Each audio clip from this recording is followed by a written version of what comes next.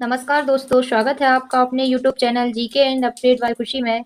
और आज की वीडियो में हम बात करने वाले हैं आरआरबी एनटीपीसी 20 अगस्त की परीक्षा में पूछे गए महत्वपूर्ण प्रश्न, जो कि आपके एग्जाम्स के लिए बहुत इंपॉर्टेंट हैं। यदि आप चैनल पर नए हैं तो प्लीज वीडियो को लाइक एंड चैनल को सब्सक्राइब जरूर करें। अपना पहला प्रश्न है, राज्यपाल को शपथ कौन दिलाता है? तो अपना उत्तर है, राज्यपाल को शपथ राज्य के उच्च न्यायालय के मुख्य न्यायाधीश दिलाते हैं। यदि मुख्य न्यायाधीश अनुपस्थित है तो कौन दिलाएगा? तो उच्च न्यायालय के वरिष्ठतम न्यायाधीश राज्यपाल को शपथ दिलाते हैं। राज्यपाल की शपथ का प्रारूप भारतीय संविधान की 3री अनुसूची में दिया गया है। अनुच्छेद 159 में राज्यपाल द्वारा शपथ या प्रतिज्ञान का प्रावधान है। सेकंड क्वेश्चन है अपना, भारत किस देश के साथ सर्वाधिक सीमा साझा करता है? तो अपना उत्तर है बांग्लादेश। भारत बांग्लादेश के साथ सबसे लंबी सीमा साझा करता है। भारत की बांग्लादेश के साथ सीमा की लंबाई 4096 किलोमीटर है। अब हम बात करने वाले हैं भारत के 7 पड़ोसी देश और उनकी सीमाओं की लंबाई और वो किस किस राज्यों से लगे हैं। तो पहला है बांग्लादेश। इसकी सीमाओं की लंबाई क्या है? 4096 किलोमीटर। और किन किन राज्य से लगा है? तो असम, मेघालय, मिजोरम, त्रिपुरा और पश्चिम बंगाल। दूसरा है चीन। इसकी लंबाई है 3488 किलोमीटर और जम्मू कश्मीर, हिमाचल प्रदेश, उत्तराखंड, सिक्किम और अरुणाचल प्रदेश। तीसरा है पाकिस्तान। इसकी सीमाओं की साझा करने की लंबाई है 3323 किलोमीटर। गुजरात, राजस्थान, पंजाब, जम्मू कश्मीर। चौथा है नेपाल, 1751 किलोमीटर। उत्तर प्रदेश, बिहार, पश्चिम बंगाल, सिक्किम और उत्तराखंड। पांचवा है म्यांमार, 1643 किलोमीटर। अरुणाचल प्रदेश, नागालैंड, मिजोरम, मणिपुर। छठवा है भूटान, 699 किलोमीटर की लंबाई साझा करता है और सिक्किम, असम व पश्चिम बंगाल और अरुणाचल प्रदेश राज्य से लगा हुआ है।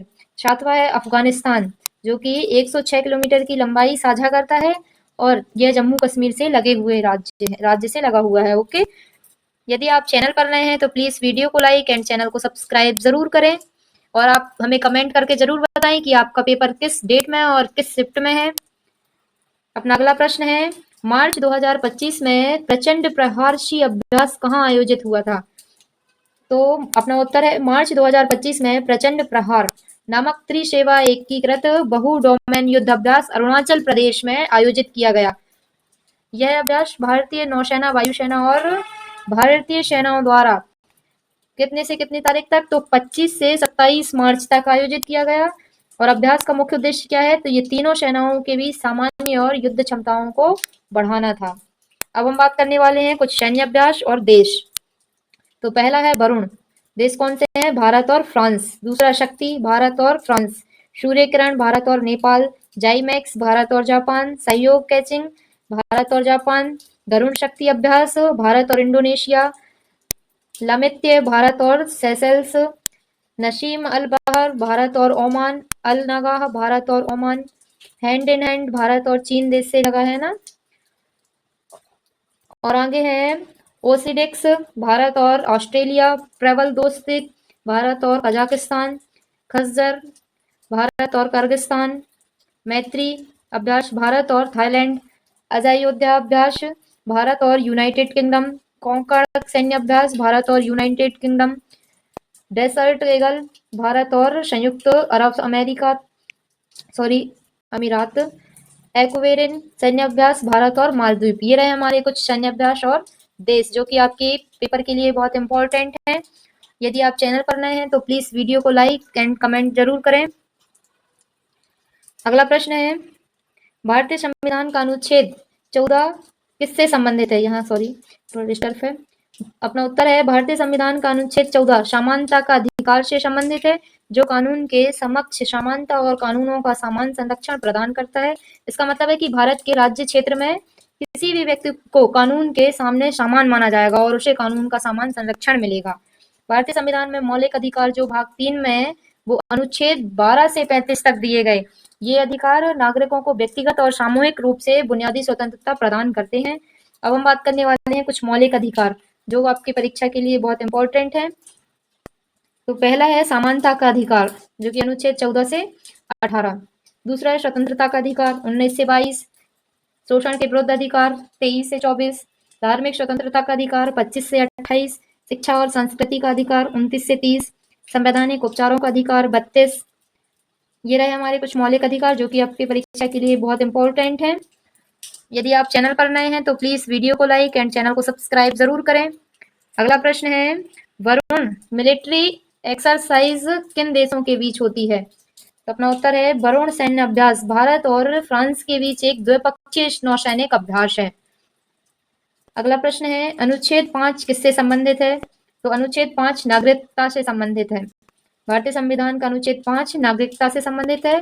यह उन व्यक्तियों की नागरिकता का वर्णन करता है जो संविधान के प्रारंभ में भारत के नागरिक माने जाएंगे। अब हम बात करने वाले हैं अनुच्छेद 5 से रिलेटेड कुछ महत्वपूर्ण जानकारियां जो कि आपके एग्जाम्स के लिए बहुत इंपॉर्टेंट है। जैसे जन्म से नागरिकता, तो जो व्यक्ति भारत के क्षेत्र में पैदा होता है वह भारत का नागरिक माना जाएगा। ऐसे ही वंश द्वारा नागरिकता, यदि किसी व्यक्ति के माता पिता में कोई एक भारत में पैदा हुआ है तो वह भी भारत का नागरिक माना जाएगा। ये क्या है? वंश द्वारा नागरिकता है।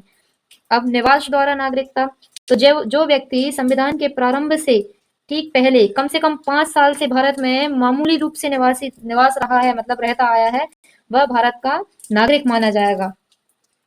अगला प्रश्न है, संविधान की छठी अनुसूची किस राज्य में लागू नहीं होता? यहाँ होती है। ओके, तो अपना उत्तर है संविधान की छठी अनुसूची असम, मेघालय, त्रिपुरा और मिजोरम राज्यों में लागू होती है, लेकिन यह नागालैंड में लागू नहीं होती। कहाँ लागू नहीं होती? नागालैंड में। नागालैंड के लिए एक विशेष प्रावधान अनुच्छेद 371 ए के तहत मौजूद है, जो इसे छठी अनुसूची के तहत स्वायत्तता प्रदान नहीं करता है। अगला प्रश्न है, आईपीसी की धारा 498 में किसका वर्णन है? तो अपना उत्तर है आईपीसी की धारा 498 विवाहित महिलाओं को आपराधिक इरादे से बहला फुसलाकर ले जाने या उसे हिरासत में रखने से संबंधित है। कौन सी धारा? आईपीसी धारा 498। यदि आप चैनल पर नए हैं तो प्लीज वीडियो को लाइक एंड चैनल को सब्सक्राइब जरूर करें। अपना अगला प्रश्न है, गुप्त काल में सेनापति को किस नाम से जाना जाता था? तो अपना उत्तर होगा महावालिधिकृत। तो गुप्त काल में सेनापति को महावालिधिकृत कहा जाता था। गुप्त काल की अब हम बात करने वाले हैं गुप्त काल के विभिन्न पद और उनके नाम। जैसे पहला है महासंधि विग्रहिक, जैसे विदेश मंत्री राजा और सैन्य विभाग के साथ मिलकर काम करते थे। प्रतिहार और महाप्रतिहार, शाही दरबार के महत्वपूर्ण अधिकारी समारोहों का नियमन करते थे। दंडपाशिक, तो पुलिस विभाग के अधीक्षक हुआ करते थे, पद इनका है ना। कुमार मात्य, पदाधिकारियों का सर्वश्रेष्ठ वर्ग और उच्च पदों पर नियुक्त करते थे। सर्वाध्यक्ष, राज्यों के सभी केंद्रीय विभागों का प्रमुख अधिकारी होता था। ऊपरिक महाराज, जो कि प्रांतों का शासक। गुप्ता, सीमांत प्रदेशों के शासक। विषयपति, जिलों का प्रमुख होता था। ग्रामपति या महत्तर, ग्राम का प्रधान, प्रशासन की सबसे छोटी इकाई। अक्षपटलाधिकृत, लेखा रजिस्टर बनाए रखने वाला अधिकारी। पुस्तपाल, रिकॉर्ड कीपर। खंडियत पक्किका, शाही रसोई का प्रभारी हुआ करता था। युक्त पुरुष, राजा द्वारा नियुक्त अधिकारी जब्त की गई संपत्ति को वापस करने के लिए होते थे। ओके, ये रहे हमारे कुछ महत्वपूर्ण गुप्त काल के विभिन्न पद और उनके नाम, जो कि आपके एग्जाम्स के लिए बहुत इंपॉर्टेंट हैं। यदि आप चैनल पर नए हैं तो प्लीज वीडियो को लाइक एंड चैनल को सब्सक्राइब जरूर करें। अपना अगला प्रश्न है, भारत का कौन सा राज्य कार्यशील पूर्ण साक्षरता राज्य बना है? तो अपना उत्तर है त्रिपुरा, भारत का तीसरा पूर्ण कार्यात्मक साक्षरता राज्य बन गया है। इससे पहले मिजोरम और गोवा पूर्ण कार्यात्मक साक्षरता हासिल कर चुके हैं। यह उपलब्धि उल्लास नव भारत साक्षरता कार्यक्रम के तहत शामिल की गई है। यह कार्यक्रम 15 वर्ष और उससे अधिक आयु के व्यक्तियों को मूलभूत साक्षरता, गणितीय गणना और महत्वपूर्ण जीवन कौशल प्रदान करता है। त्रिपुरा की इस उपलब्धि को समावेशी और न्याय संगत शिक्षा के प्रति राज्य की प्रतिबद्धता के रूप में देखा गया है, जैसे पीआईबी ने बताया है। अगला प्रश्न है अपना, राष्ट्रपति पर महाभियोग किस अनुच्छेद में है? तो अपना उत्तर है अनुच्छेद 61। भारतीय संविधान का अनुच्छेद 61 राष्ट्रपति पर महाभियोग चलाने की प्रक्रिया से संबंधित है। भारत के राष्ट्रपति से संबंधित महत्वपूर्ण अनुच्छेद भारत संविधान के भाग 5 संघ के अध्याय 1 कार्यपालिका में दिए गए हैं।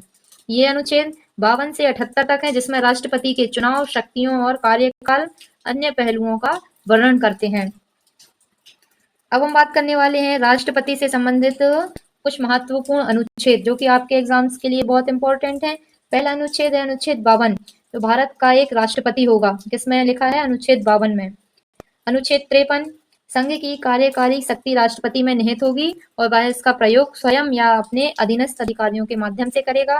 अनुच्छेद 54, राष्ट्रपति का चुनाव एक निर्वाचन मंडल द्वारा किया जाएगा। अनुच्छेद 55, राष्ट्रपति के चुनाव का तरीका अनुपातिक प्रतिनिधित्व प्रणाली के अनुसार होगा। अनुच्छेद 56, राष्ट्रपति का कार्यकाल 5 वर्ष का होगा। ये किसमें है? अनुच्छेद 56 में। अनुच्छेद 57, राष्ट्रपति पुनर्निर्वाचन के लिए पात्र होगा। यह अनुच्छेद 57 में है। अनुच्छेद 58, राष्ट्रपति निर्वाचित होने के लिए योग्यताएं। अनुच्छेद 60, राष्ट्रपति द्वारा शपथ या प्रतिज्ञान। अनुच्छेद 61, राष्ट्रपति द्वारा शपथ या राष्ट्रपति पर महाभियोग चलाने की प्रक्रिया। ये किसमें है? अनुच्छेद 61 में, जो अपने क्वेश्चन ने पूछा है अपन से। ओके। अनुच्छेद 62, राष्ट्रपति का पद रिक्त होने की स्थिति में उसे भरने के लिए चुनाव कराने का समय। यह अनुच्छेद 62 में है। अनुच्छेद 73, राष्ट्रपति की क्षमादान की शक्ति किसमें है? अनुच्छेद 72 में। अनुच्छेद 123, राष्ट्रपति को अध्यादेश जारी करने की शक्ति।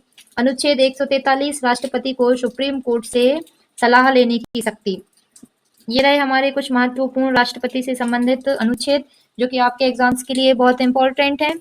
अपना अगला प्रश्न है, चेहरे और हाथों का इस्तेमाल करके कौन सा नृत्य होता है?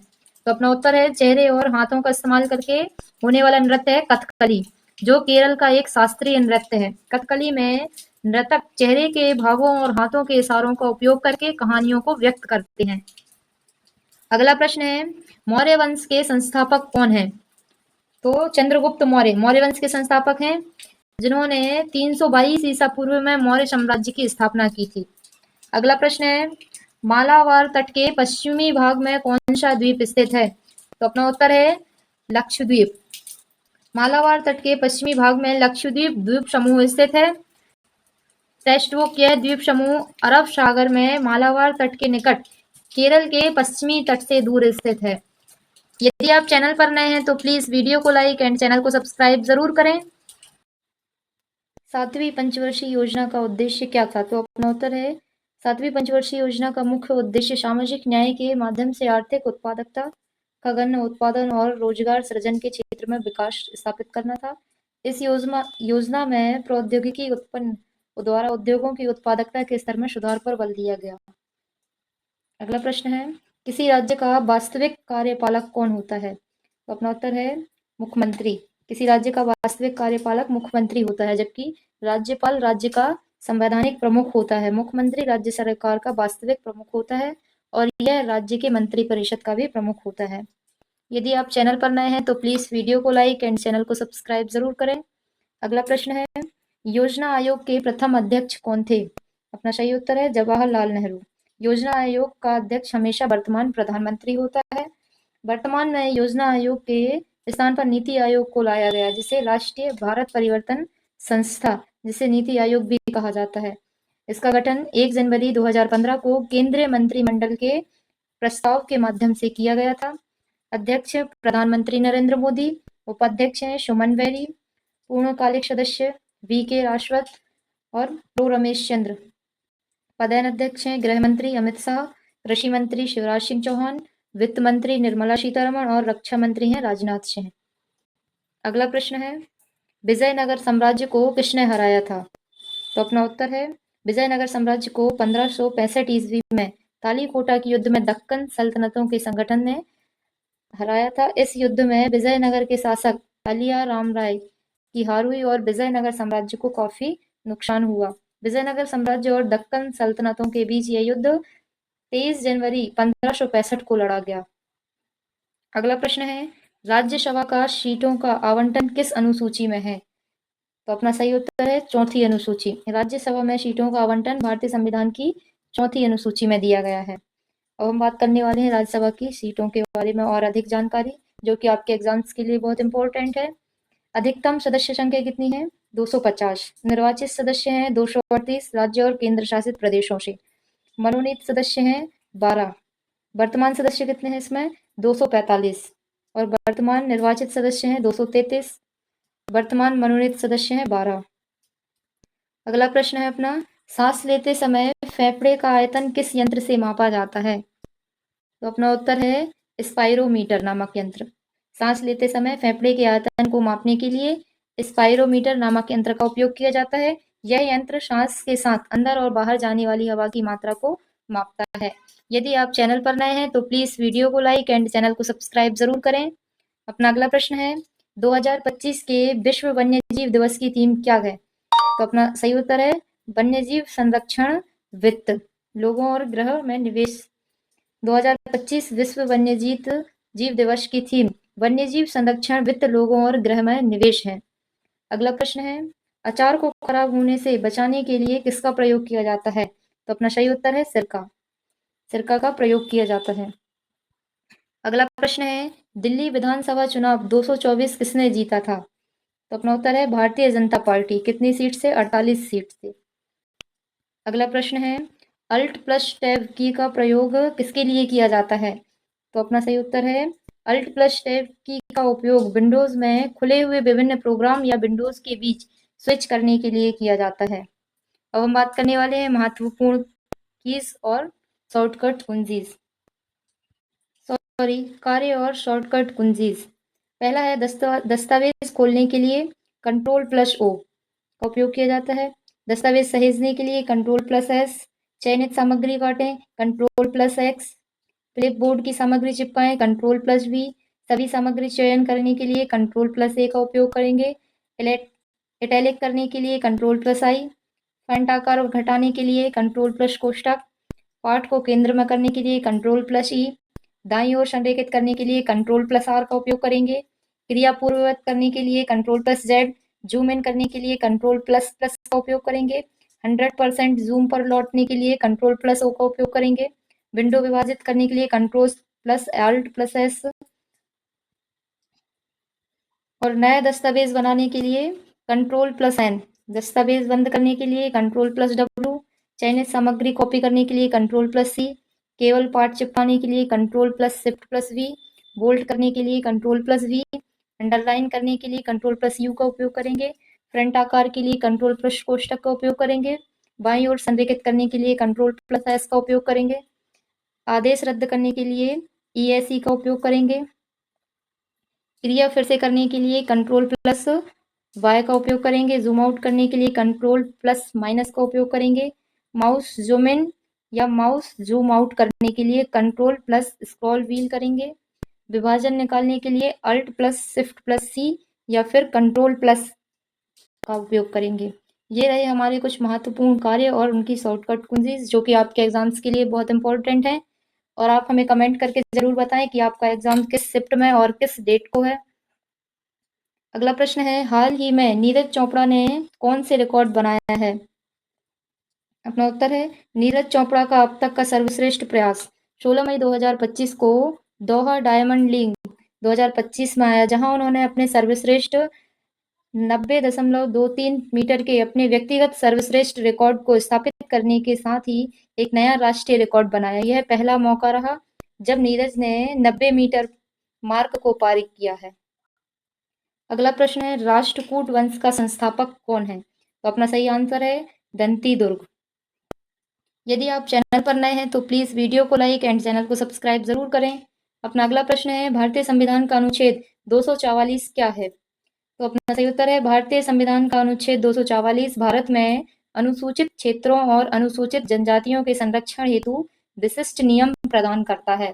कौन? अनुच्छेद 244। अगला प्रश्न है सर्वाधिक नगरीय जनसंख्या किस राज्य में है?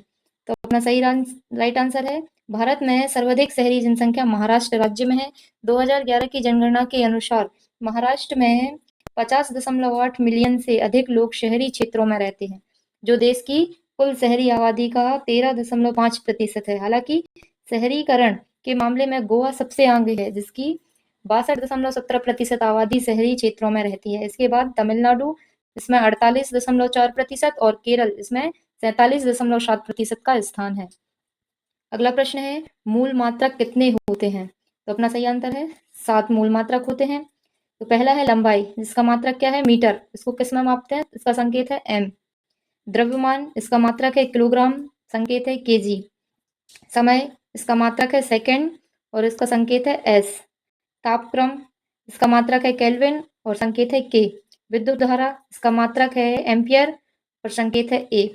ज्योति तीव्रता, इसका मात्रक है कैंडेला और संकेत है CD। पदार्थ की मात्रा, इसका मात्रक है मोल और संकेत है, इसको भी मोल में ही लिखेंगे। और पूरक मात्रक है समतल कोण, इसका मात्रक है रेडियन, इसको रेड लिखेंगे। और धन कोण, इसका मात्रक है स्टेरेडियन, इसको SR से इसका संकेत है। ये रहे हमारे कुछ मूल मात्रक और उनके संकेत। यदि आप चैनल पर नए हैं तो प्लीज वीडियो को लाइक एंड चैनल को सब्सक्राइब जरूर करें। अगला प्रश्न है, शाहजहां के शासन काल में गांव को क्या कहा जाता था? तो अपना उत्तर है, शाहजहां के शासन काल में गांव को मौजा या देहात कहा जाता था। अगला प्रश्न है, प्रायद्वीपीय भारत की सबसे महत्वपूर्ण नदी कौन सी है? तो अपना सही आंसर है गोदावरी नदी। प्रायद्वीपीय भारत की सबसे महत्वपूर्ण नदी है। इसे दक्षिण गंगा भी कहा जाता है।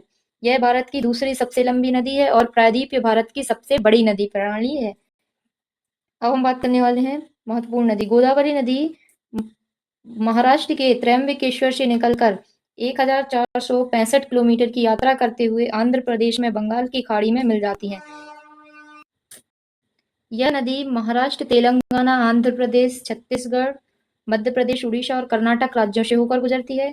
प्रायद्वीपीय भारत की नदियां जो आमतौर पर वर्षा पर निर्भर होती हैं और मौसमी होती हैं, दक्कन के पठार से होकर बहती हैं। इन नदियों में गोदावरी, कृष्णा, कावेरी और महानदी शामिल है, जो पूर्वी की ओर बहते हुए बंगाल की खाड़ी में मिलती हैं। वहीं नर्मदा और ताप्ती नदियां पश्चिम की ओर बहती हैं और अरब सागर में मिलती हैं।